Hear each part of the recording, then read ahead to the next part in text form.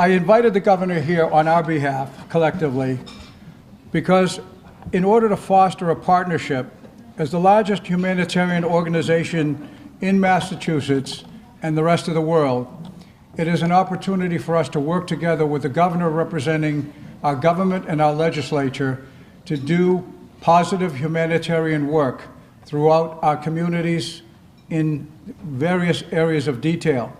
We have 4,500 Rotarians in Massachusetts, plus their families and their friends, and we are a major resource of unlimited potential.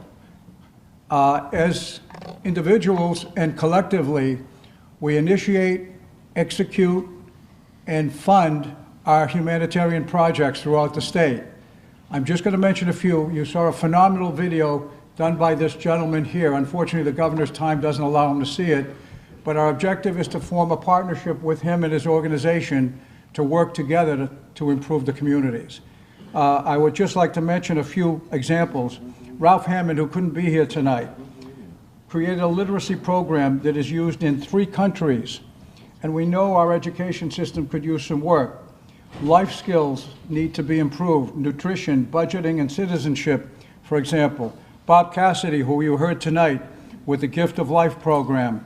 Jimmy Marshall, who takes time and money to get iPods for veterans. Richard DeVito and Paul Sullivan, Richard you're going to hear later. Please don't leave after the governor. We have a lot going on the opiate crisis.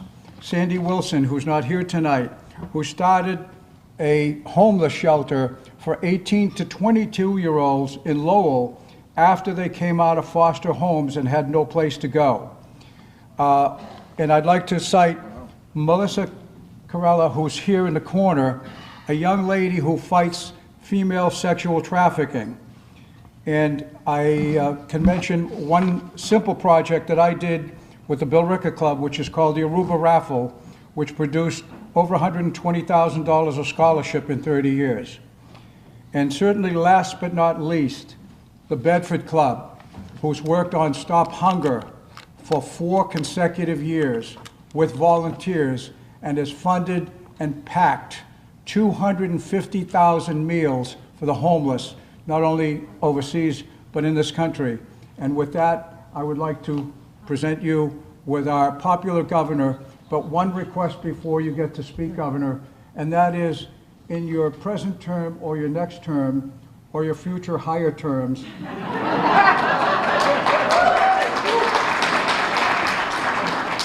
I would suggest that you consider appointing Gino Fratelloni, who I've named the roving Rotarian because he goes to 6 or 7 clubs a week, as your ambassador to the Italian community wherever.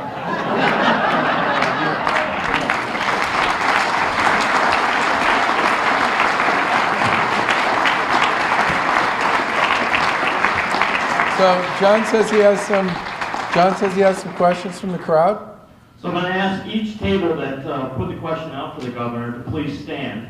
And the first question fits the theme of the night. How would you like to see Massachusetts Rotary Clubs get involved in their initiatives to stem the opiate epidemic? And what table did that? That was our table. Please. So first of all, it's a great question. So this has been obviously a big issue for us. It's been a big issue for our colleagues in the legislature, and it's been a big issue for families around the Commonwealth. So I'm gonna spend a few minutes on this one, if you don't mind. John, you should probably take a seat. So my career, as most people know, is in the healthcare space. Okay, and that's really kind of where I spent most of my time. I was Health and Human Service Secretary under Governor Weld and Lieutenant Governor Cellucci. I ran a medical group called Harvard Vanguard Medical Associates. I was the CEO of Harvard Pilgrim Healthcare for about 10 years. And I also spent a lot of time consulting before I worked in the Weld-Cellucci administration, mostly with healthcare organizations, and I worked for a venture capital firm after I left Harvard Pilgrim that was also all about healthcare. So I feel like I know a thing or two about healthcare, okay? We have 2 boys, my wife and I, and a daughter. Our two boys are both out of college. The oldest is 26, the next is 23. And when the oldest was a senior in college, which was 4 or 5 years ago, he was one of the co-captains of the football team at the college that he went to. And he got hurt several times during his senior year. But he wanted to play because it was his senior year and he was co-captain, and this was it for him in football. And then in the last game of the season, after sort of muddling through a whole series of injuries, he broke his foot. And he broke it in such a way that they had to install a bunch of pins in it, and the pins were in it for a long period of time, and the recovery took forever. And he literally was on a scooter until about 3 weeks before graduation. So think about that. Last football game is around Thanksgiving. This kid was kind of laid up after he had his surgery all the way through the winter and into the spring. And over that period of time, I said that I thought he probably took about 100 OxyContin. My wife said, no, way more than that. Way more than that. Now, I'm a healthcare guy. I didn't appreciate the downside and the addictive consequences associated with this. And no one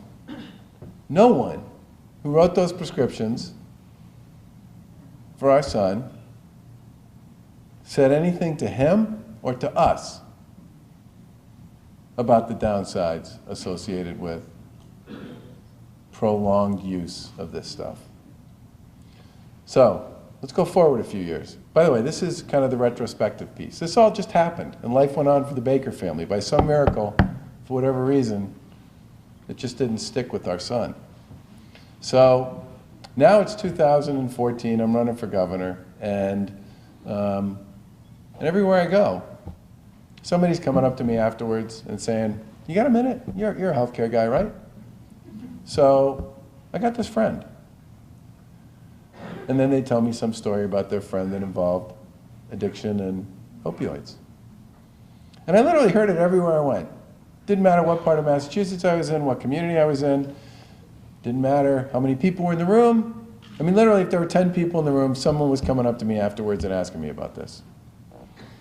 So after a while, I just started bringing it up as part of my remarks. And saying, well, of course, one of the issues we need to deal with is this issue around opioids and addiction. Mostly trying to see if I get some sort of an echo out of the crowd as a result of bringing it up in my comments. And then people started coming up to me afterwards and saying, it wasn't about a friend anymore. They came up and they said, I got a son, I got a daughter, I got a husband, I got a wife. I got a mom, I got a dad, I got a coworker, a boss, a neighbor. And every single person I talked to said, and it's been hell. Hell. And then they would define for me their definition of hell. And in some cases, somebody died. In some cases, somebody was in recovery and everybody's fingers were crossed because at any minute they might lapse. And some people were literally right in the throes of just an unbelievable and brutal battle. And this, again, it was just happening everywhere I went. So I finally said to one of the people on the campaign, I could just be listening for this, but it sure sounds to me like there's something big going on out here. So could you Google this thing and just see what comes up? So a couple days later, they come into my my little office at the campaign and they say, yeah, there's a real issue here. Whole bunch of statistics that basically showed that since about 2005, when people really started to prescribe this stuff in a big way, prescriptions, overdoses, and deaths literally just straight lines with one another. Prescriptions this line, overdoses this line, deaths this line, right? But all heading in exactly the same direction, straight up. And they said, by the way, 66% of everybody who gets admitted to a hospital gets an opioid prescription. 18% of those are still on it a year later, and 8% of those have a problem. Now, 8% of 66% may not sound like a big number, except if you think about the number of people who get admitted to a hospital every day, that's a really big number. So then we started talking about it a lot during the campaign. And I went to visit some folks. Are there any folks who work in hospitals here? So I went to visit a couple of hospitals that I knew well, and I went to talk to folks in the ER, because I figured that would be sort of the front door for a lot of this stuff. They said, oh yeah, God, it's brutal. It's just everywhere. And I said, so why am I telling you about it? Why aren't you telling me? You know, why haven't you sort of raised this issue? And they said, well, you know, truthfully, we're just trying to deal with it. We're just trying to deal with it. And it's not really an issue anybody wants to talk about. So from that point on, I talked about it a lot. And then in the last week of the campaign, the Saturday before the election, my wife and I are barnstorming around the Commonwealth, and our second son, who also played football in college, was playing for Union against Hobart, at Hobart, which is in Geneva, New York. Phone rings in the car. It's our son on the other end of the line, and he says, Mom, I'm on the way to the hospital. I just broke my arm in 2 places during the football game. I don't know what's going to happen, but I wanted to call. And so we have the big debate about whether we should just blow off the campaign and just drive straight to Geneva, which for those of you who've driven to Geneva, it's wicked far. And if there's anything we can do about it, right? So then about 20 minutes later, before we make the decision that we're going to drive to Geneva, the coach calls and says, I'm with him at the hospital. They just want to sort of set him here, but they want to get him back to Schenectady because he's going to require surgery. We'd rather have the surgery done someplace close to where the rehab's going to be. So don't come, basically, was the message. So my wife and I, our antennas now about pain meds are like through the moon, which they never were before. And the guilt that we felt about the way we incredibly poorly handled our older son, and by some grace of God didn't end up where so many other people did. It's like, what do we do? So my wife gets on the horn with him later in the day and says, please, do everything you possibly can to stay away from whatever kind of pain meds they offer you. And he was a good kid about it. He took a few, then gritted his teeth and took Tylenol and ibuprofen from that point forward. But the difference in the way we dealt with this, because we knew the downside issues associated with this, was completely different than the way we dealt with it with our oldest. And I told this story to some folks in the media after we won the election. And I said, I'm going to make this a big issue. We need to talk about this. We need to make it comfortable for people to talk about it. And we got to get real about the fact that there's just too much of this stuff floating around, period. And so that then led to a task force that made 55 recommendations, 4 pieces of legislation. Folks who are here from the legislature. I saw Senator Lewis, Representative. Who else? Do we have other folks from the legislature? Your police representation, the back. Police, folks in the healthcare community, including a limit on first prescriptions, 7 days, and a whole host of other initiatives around prevention, education, treatment, and recovery. And a lot of the prevention and education is directed toward parents, athletes, coaches, kids, teachers. Finally got core curriculum required to graduate from medical school, dental school, nursing school in Massachusetts around opioid therapy and pain management. Because most people have been graduating forever from nursing, dental, medical school without ever taking a course in opioid therapy or pain management. baked it into the continuing education requirements for prescribers, souped up the prescription monitoring program, put a ton of money into treatment and recovery, created a certification program for our sober houses. I mean, literally just went at this from as many different angles as we possibly could, with the help and support of a lot of the folks in the legislature. We have the right set of tools in the toolbox, but we're still dealing with something that's got a trend line on it that's just outrageous. And we managed to get 46 other governors to sign off on a blueprint that looks a lot like what we did in Massachusetts, because this is not just an issue here, it's an issue all over the country. So my short answer to John's question, there's a huge issue here around knowledge and education. Huge. The more you can do to communicate to your colleagues, no matter what field they're in, about the fact that there's nothing wrong with pain medication, and in certain circumstances and situations, especially around managing chronic pain, it's a critical element in people's ability to actually live a semi-normal existence.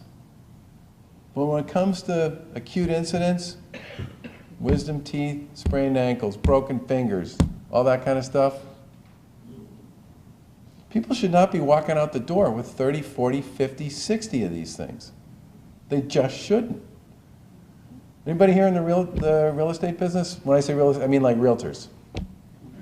So we did an event with the realty community last spring where we said, make sure if you have this kind of medication around your house, that you take it down to the police station, or now you can take it to Walgreens, because they have take-back boxes, or you destroy this stuff, because people are now showing up at open houses so they can rifle their way through your drawers and your medicine chests to steal whatever kind of medication you might have lying around. And in Massachusetts last year, prescribers wrote 4 million pain med prescriptions worth over 200 million pills for a state that has 6 million people, most of whom are healthy. So we have a ton of work to do on this one. But the biggest thing Rotarians can do to help, the biggest thing you can do, is help people understand that there is a real downside to this stuff, and it's real, and it needs to be managed, and it needs to be considered when folks make decisions about this. Particularly if you're talking about short-term pain and first prescriptions and acute episodes. Because we still have tons of work to do to help people understand what the consequences are of not appreciating this. And again, we had tremendous help from the legislature on this. They've been wonderful partners. And the fact that we got 46 other states to basically sign up to do what we've already done here in Massachusetts, I think speaks to the fact that on this particular issue, we're leading the charge. And I couldn't be prouder to be part of that bipartisan coalition. Thank you. That was a wicked long answer. Well, I'm bring to your attention what we want to do to partner with you. Yeah. And as Rotary is committed to helping you on that, and that is the reason why we invited you here tonight, and that's just one example of what we do. Hoorah! Just a couple more questions as time permits. Here's one. Charter schools, where you recognize your support of charter school expansion. While most people support innovation in public education, many public school teachers and administrators and parents are concerned that charter schools take funding from regular public schools. Can you understand this concern and if the funding follows the child? That's from the Worcester Club. Worcester Club, Yeah. please stand up. Yeah. Charter schools represent about 4% of the kids who are educated in Massachusetts, and they spend about 4% of the money. They operate almost exclusively in cities because they serve primarily kids who live in school districts that are underperforming, not all, but many. The last time a charter school got approved by the Commonwealth that wasn't in a city was in the 1990s, okay? I mean, for the most part, these schools are serving kids from communities of color, mostly in cities, and most of them are in school districts that haven't been getting the job done on behalf of the kids in that community. Now, for me, this one's pretty simple. We have 20 years of experience with this. This isn't a new idea. It's been studied over and over and over again by all kinds of organizations. Stanford, Harvard, the Boston Foundation, the Brookings Institution, the Mass Taxpayers Foundation, Harvard School of Education. And they all basically said the same thing, which is the kids who are served in these schools do dramatically better than they did or that others do in the rest of the schools in their district. Now, skip the fact that I'm a governor. I'm a son and a parent.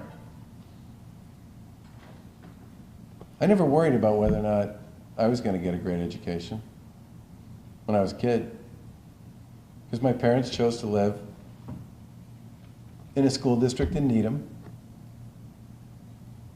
that had terrific public schools. And as a parent, I'm incredibly proud of the fact that the public schools in Massachusetts, for the most part, are as good as you're going to find anywhere in the country. I mean, literally, for the last 6 years, Massachusetts kids, as a direct result of teachers and families and administrators and others, finished #1 in the country on the Math and English National Education Assessment Exam. And we're the only state that's ever finished #1 in the country in both math and English, and Massachusetts has done it 6 times in a row.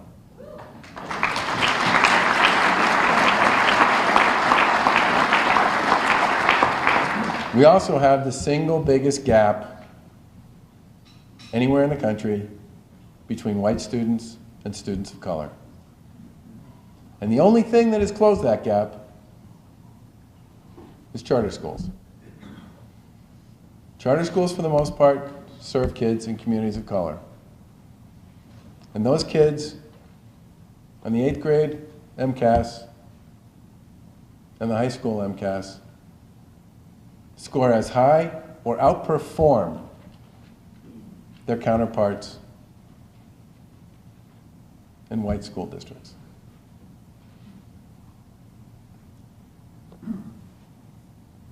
As a parent, okay? As a parent, it kills me that there are 32,000 kids on waiting lists in Massachusetts to get into a charter school.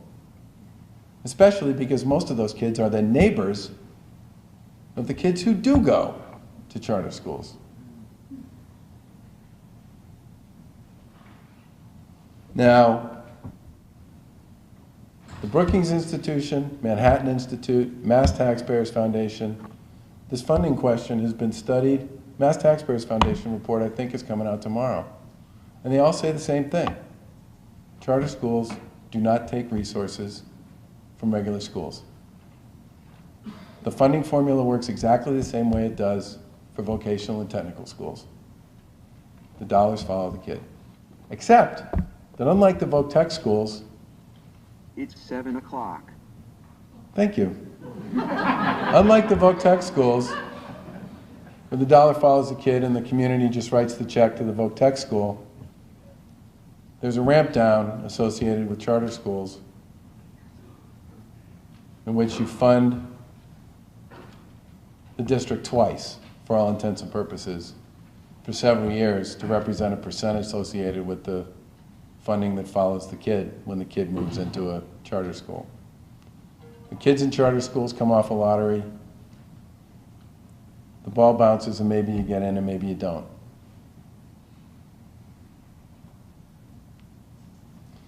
Remember, we're talking about 4% of the kids in Massachusetts who are in charter schools.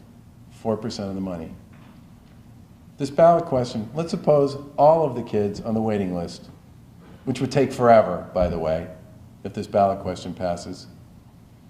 Let's suppose all of them got into public charter schools. Then you'd be talking about 6% of the kids in Massachusetts. And we'd be spending 6% of the money. And almost all of that activity would be taking place in school districts where these schools have proven to be hugely important to parents in the education of their children. Now, I get the fact that this is a contentious issue, and I could have very easily chosen not to get involved in it. But when you're standing on somebody's porch and they're crying to you about the fact that their son got into Brook, which is a charter school in Boston, but their daughter, even though there's a sibling preference, didn't.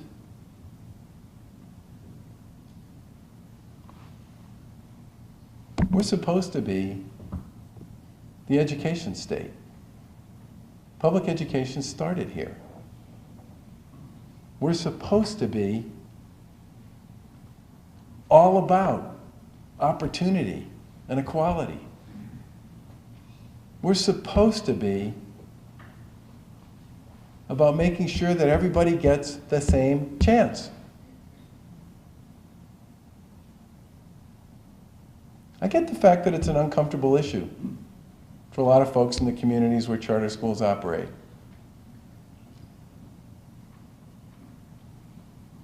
But for me, this one's about those 32,000 families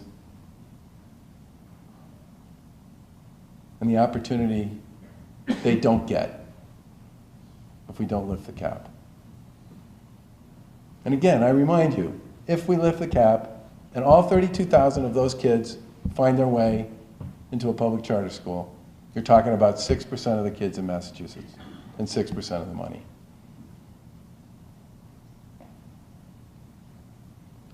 Tough issue for a lot of folks in education, I get that. But it's not fair. It's not fair to those kids and their families who weren't getting the same education that a lot of the rest of us got. And that's why I'm on this issue. And the voters will make the call as they should. I'm a big believer in direct democracy. Always have been. And I sure hope you all vote against the marijuana question, which is number 4.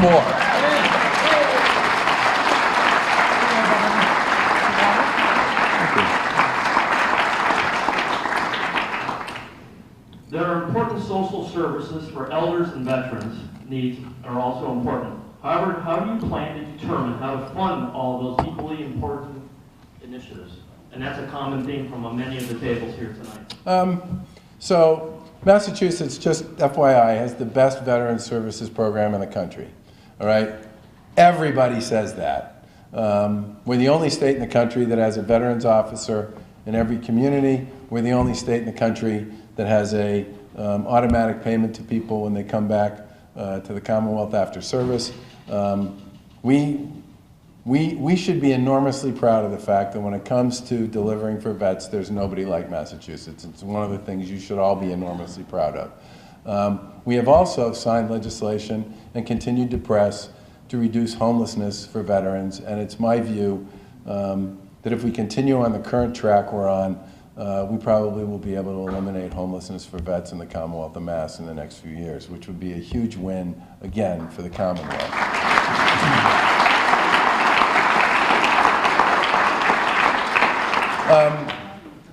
Was that seniors or social service or both? Which was the other piece? And veterans and seniors. Seniors. We have some of the most significant programs for seniors as well. We're one of the few states that has a pretty broad and pretty expansive home care program that's not associated with the Mass Health or the Medicaid program or the Medicare program. And we also are one of the few states that basically applies every available federal resource to provide support services to seniors in the community. And as a result, we have seen, as the population has gotten older, okay, over the course of the past 10 or 15 years, we've actually seen a decline in the number of seniors who are being served in nursing homes. And the reason for that is over that same period of time, we've done a much better job of helping folks stay independent, stay in the community, age in place, and that has always been sort of the core of Massachusetts strategy, dating all the way back to when I worked for Bill Weld and Paul Salucci. When I was in state government in the 90s, we were told that if you just looked at the trend on the aging of the population, we were going to need 6,000 more nursing home beds to meet that demand. And we basically took exactly the opposite approach and said, well, what we need to do is do a better job of supporting seniors in the community so that they can stay in the community longer, stay in their home longer, and not have to go into a nursing home, and unless and until they absolutely positively have to. And not only did we not build the 6,000 nursing home beds, but we're actually using fewer beds today, some 20 years later, than we were using back then. And that's with a much more significant over 65 population than we had at that point in time.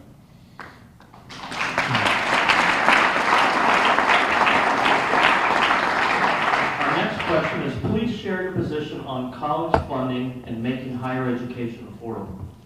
So, boy, this is just one softball after another.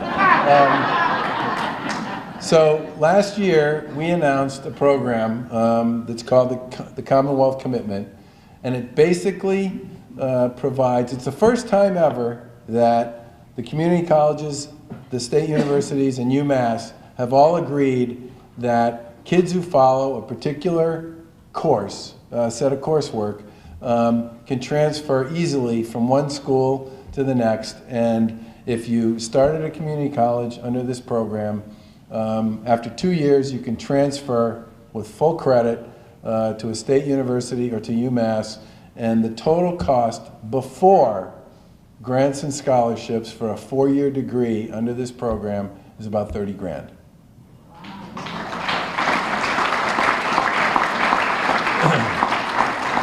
That's before, it's called the Commonwealth Commitment. You should Google it, it's on the higher ed website. But it's the first time we've ever been able to get everybody to row in the same direction so that the courses for certain majors, and these are typically majors where we think there's going to be a job at the end of the process for people, but it's a pretty broad set of opportunities. Kids who pursue this are going to be able to get, remember, before grants and scholarships, you get a 4-year degree from UMass, 30 grand. We think this could be a game changer for a lot of folks and a lot of kids. And the two other things I would say, I'm a big believer in doing more with online education than we've been doing. And there's a lot of possibilities and a lot of opportunities there. And part of the reason I like it is it makes it possible for people to take courses when they can take them. If you're working or you have kids or both, arranging your life around when you have to be in a class is incredibly difficult. And we should be able to think about how we make this possible for people to take a class and take a course when they are available to take it, which may be 8:30 at night or noon on a Saturday or whenever it happens to be. And one of the great things about online education, particularly as it continues to develop, is it's getting smarter and smarter about how to make that possible for people. The other thing I would say with respect to this question is, I talk to a lot of people all the time who say, you know, I'd love to be able to advance in my company, but I don't have time to get a 4-year degree. I just don't. I don't have time to get an associate's degree. But if I could just get smarter about project management, about leadership, about organizational development, about how to read a balance sheet and an income statement, how to manage a budget, I could get a promotion. And that I could do. And so one of the things I'm hoping happens, and I say this as an employer, I mean, I would love for the Commonwealth to be able to pay for people to take these kinds of things and get the competency certification that's associated with this, which they can do while they work, raise a family, and do all the other things people do, so that they can move forward. I mean, There are people all over the place who are working, who could be promoted, but there's a small skill set that they don't have credentials on, and the way the job description is currently written, you know, bachelor's required. Well, if somebody's been doing a certain job and working their way up the food chain for 15 years, I'm sorry, they're probably smarter than anybody about how to do that job than somebody who has a bachelor's.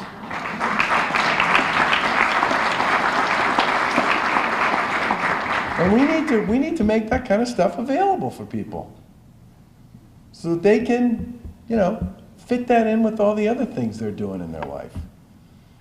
And I've talked to a bunch of folks in the, you know, my dad taught at Northeastern for a long time.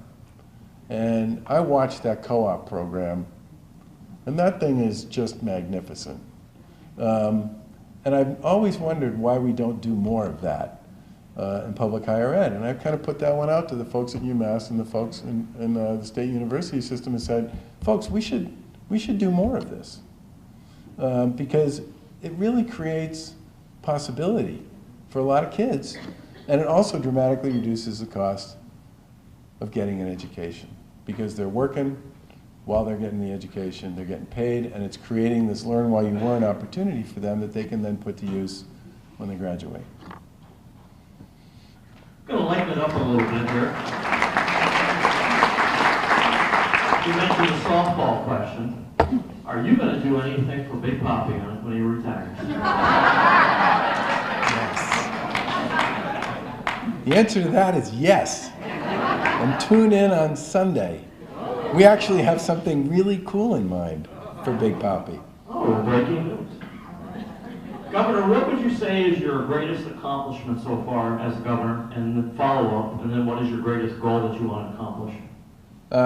Biggest accomplishment would be, I think we have a really great team. I'm a big believer that teams are what ultimately determines success in most organizations.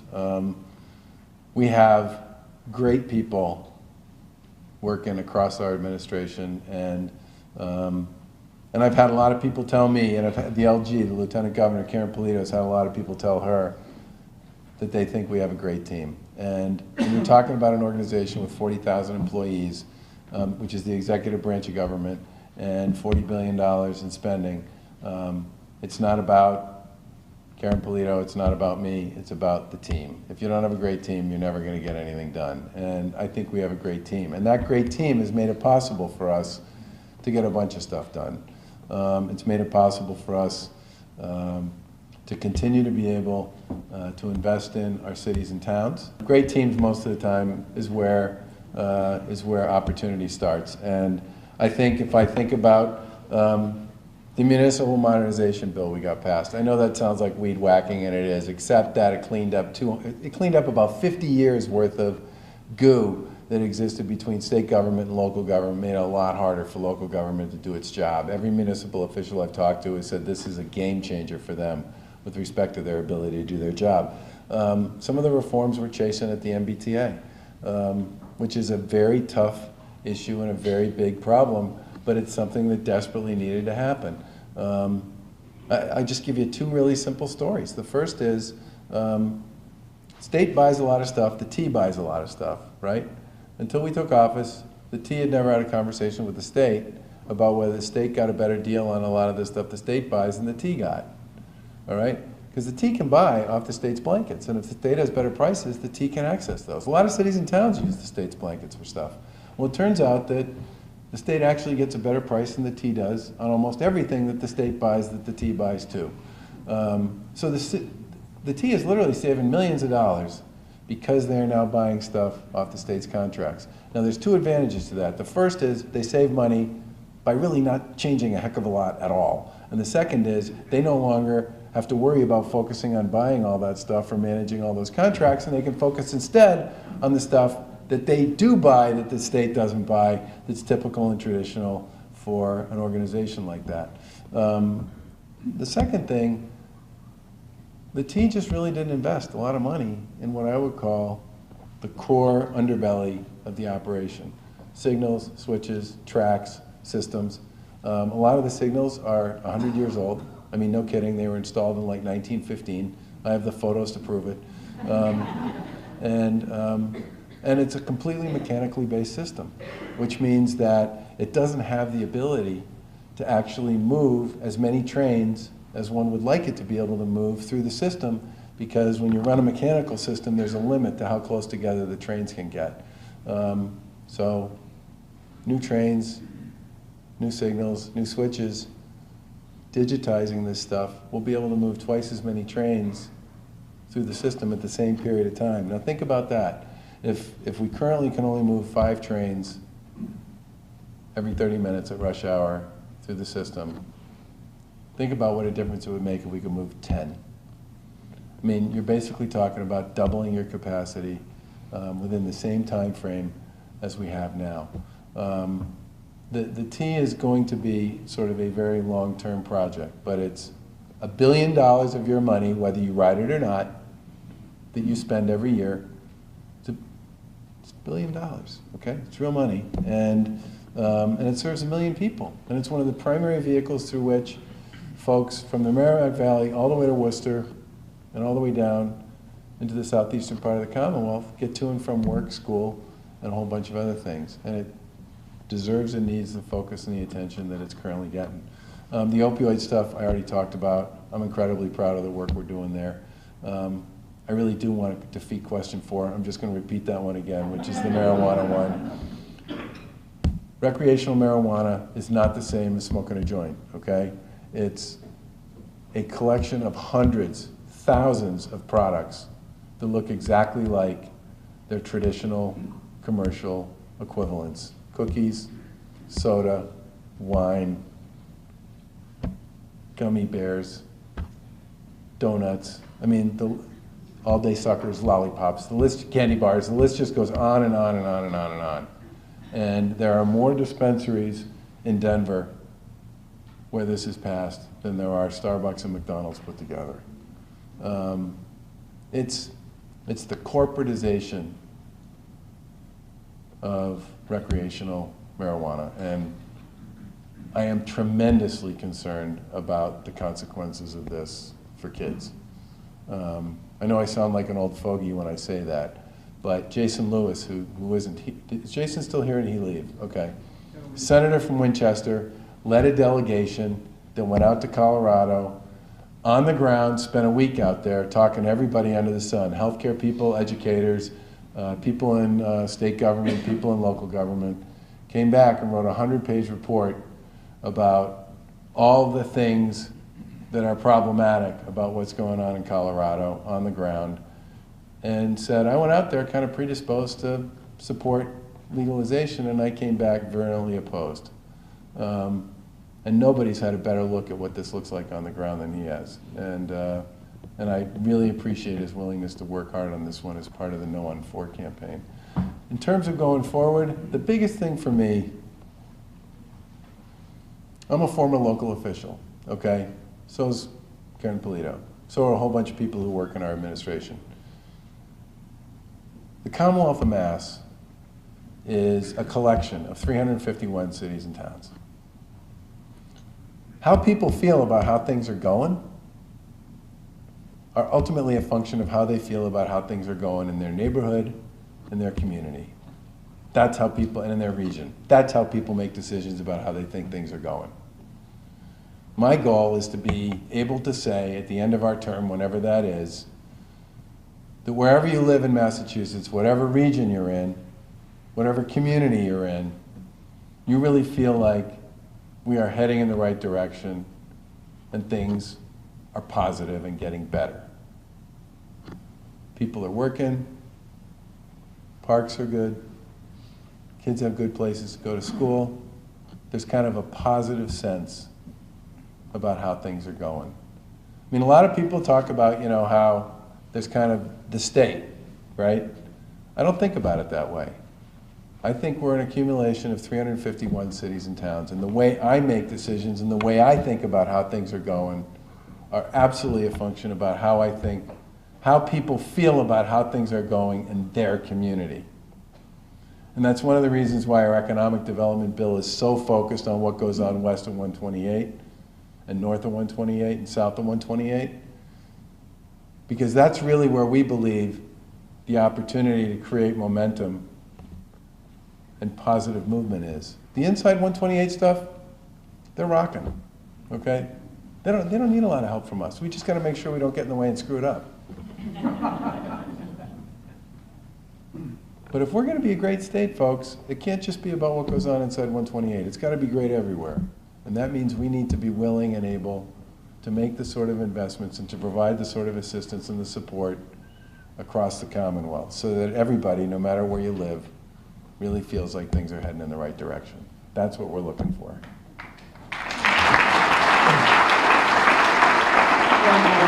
The great Scott said this is the last question, so we really appreciate you being here. Rotary is the largest humanitarian group in the world. What can we do to help you make Massachusetts great?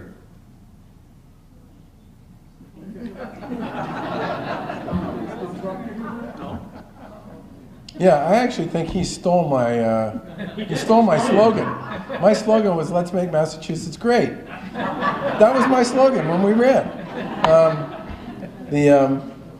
Look, I would say, I would go back to the way I just answered that previous question. Okay, your greatest capacity to make a difference in Massachusetts is where you work and where you live. Okay, and whether you're talking about the opioid issue or you're talking about I mean, every time I've been asked to serve on practically anything in Swampscott, which is where my wife and I live, I said yes, and so did my wife. And, you know, so we've done everything from, you know, serve on the search committee for the town manager, to serve on the search committee for the high school basketball coach, to coach and run the local soccer program, to serve as the registrar of the soccer program, to participate in the charter change commission. I mean, I'm a big believer that great communities, most of the time, have a really involved collection of adults, all right, who believe in their community and who invest in it, both here, okay, and here, and support what's going on there. And I really do believe that your great strength as Rotarians is in your relationships, your network, your intelligence, your experience, and your enterprising nature to support stuff that's going on closest to your home. Look, I think on this opioid thing, just to go there, every time you help somebody understand, and this is a good list of things you've got here, all right? Every time you help people understand this, coaches, parents, kids, young adults, docs, nurses, the works,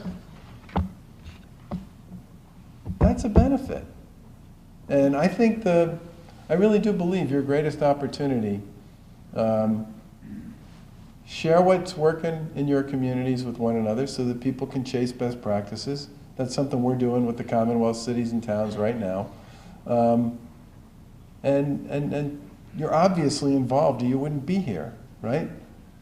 Just stay involved in what goes on in your communities and make them great, because frankly, you're far more likely to know what your community is all about and where your opportunities to build on the strengths you already have are going to come from, right? I really appreciate the chance to be here, and I very much appreciate the work that you all do as Rotarians and as leaders in your communities. And I do want you to, I'm just going to reiterate this notion about, you know, the Commonwealth is nothing but the strength of its communities. And I believe that deeply, because I've been all over Massachusetts, and we have some great communities, and we have some communities that need work. And as far as I'm concerned, until we get to the point where they're all great, we're truly not a great Commonwealth. And that's the way I wish everybody would think about it. And you are the kinds of people, you are the leaders and the joiners and the doers in your communities, and you're the kinds of folks who can move your own communities forward. And I wish all of you have an opportunity to do and deliver your very best to the folks in your local communities. Thank you.